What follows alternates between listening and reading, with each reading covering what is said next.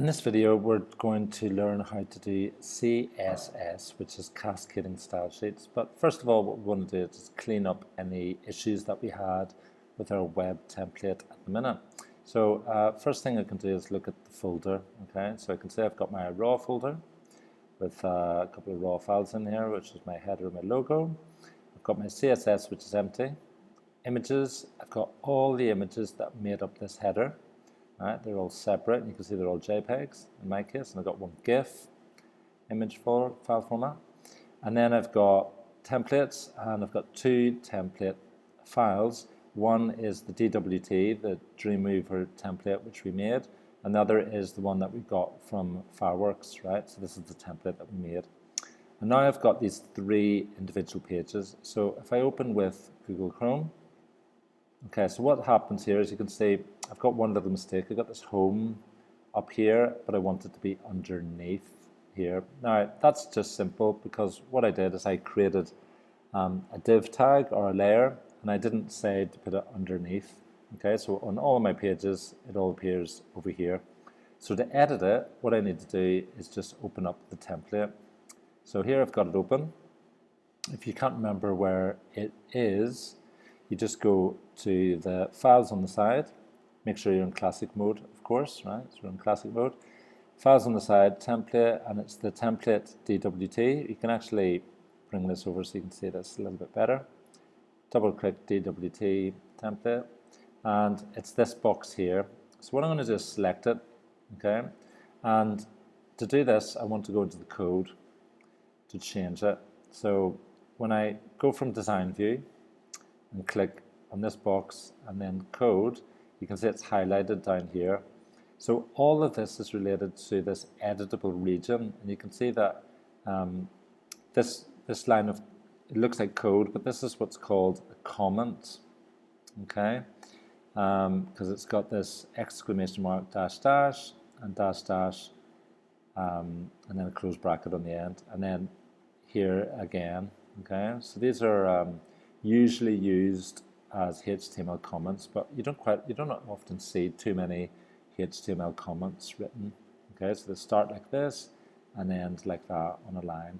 Okay, so this is our div content, and what we want to do is we want to basically have a new line or have this underneath so that it's like this rather than the way you see it on here. Okay, so in my template, on the code for that, down here, after table, I'm just going to do a new line. So on this new line, I'm just going to do then BR / like that.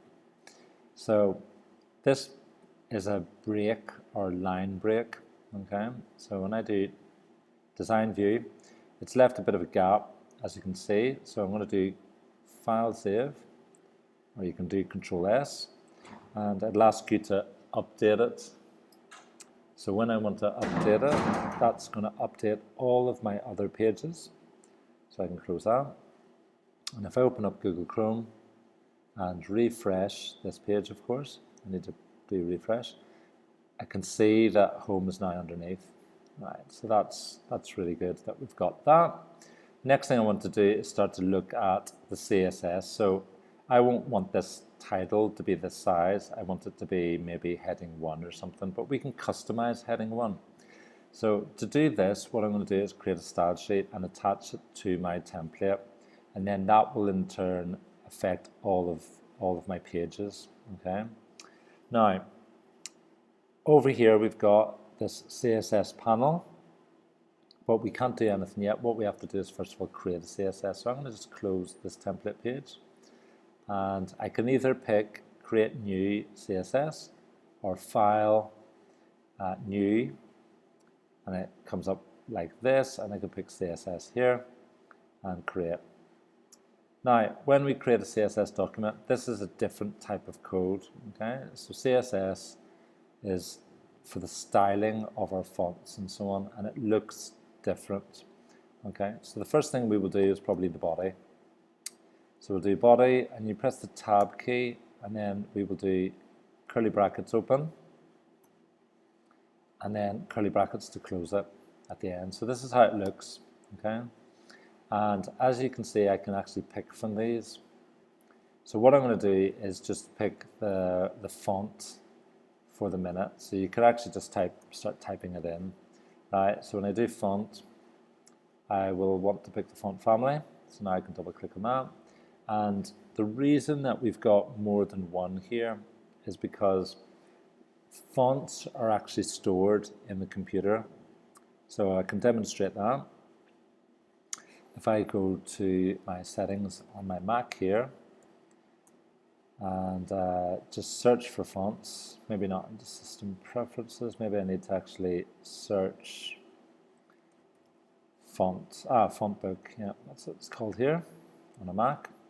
So on Windows it's obviously slightly different, but I've got all my fonts here, and these are all the fonts that are stored on this operating system. So Mac OS, I've got Mac OS on this, and this is an operating system. So if I type in V for Verdana, because I've got Verdana here. Now, the problem with picking fonts is that sometimes a computer won't have the fonts. So Dreamweaver is really nice that it gives you some of the most common fonts here. And then it also says, well, say you've picked Verdana and that one isn't available on whatever computer that's looking at your website. What happens is it will then look for Geneva, the second one. And if it can't find that one, then it finds the first sans serif. So there's sans serif and serif, as you can see here. Now, what sans serif basically is a font without the little sort of tails on it. So how can I describe that? Well, you can see like Times New Roman would be like that, okay? And that's a serif font, right? So Georgia, Times New Roman, and Times, they're all serif fonts. And you can see these ones all say sans serif on the end or serif.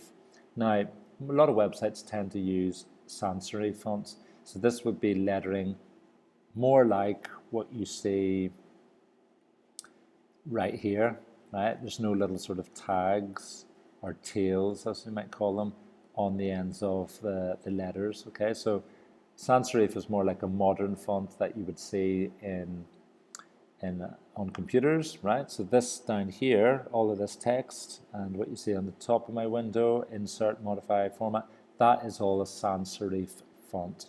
And a serif font would be one that looks a bit like it's older writing as such. That's how you should differentiate between the two. Now, back to this. What we've got is the first tag, which is the body tag. Now, the body tag applies to your whole web page, essentially.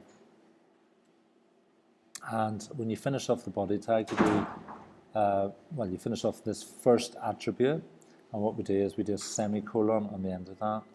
Press enter, and then you can do more. So as long as it's in these curly brackets. So the next one we're going to do is font, and we're going to put font size. Now the font size will probably start off with just, the body tag is going to be for sort of general text. I'm going to do size 12. And then I'm going to do fonts. And I actually want the color. Now here you can see I don't have the option for color, and it's because it is actually color like this, and it's spelt the American way. Now, with the color, you can pick this color palette, and we just want the hexadecimal code for just black, for example, here. Okay. Now, most hexadecimal codes should be 6 characters, but if you start to pick different ones, you might get some different hexadecimal codes here. So I'm just going to do black, and you see it's giving me 3, which is fine, right? So 3 zeros, okay? But usually it would be 6, but it can be abbreviated to just those 3 because we can get rid of that, so to abbreviate it down to 3. Okay, so now I've got that. I'm going to do another one, and this one will be H1. Tab key, open that, close the bracket on the other end, make sure you do the 2 of them. And then here I'm going to do the same thing again, but I'm going to just do the font size. So font size, and this time I'm going to do maybe 18, semicolon, and then the color. And the color for this one, I'm going to do a different color, so I'm going to do a sort of blue color because it matches what I've got on my website. And maybe I want to do font style. So the font style, you can see you've got lots of different things here. Sorry, I've done the font size. Fonts.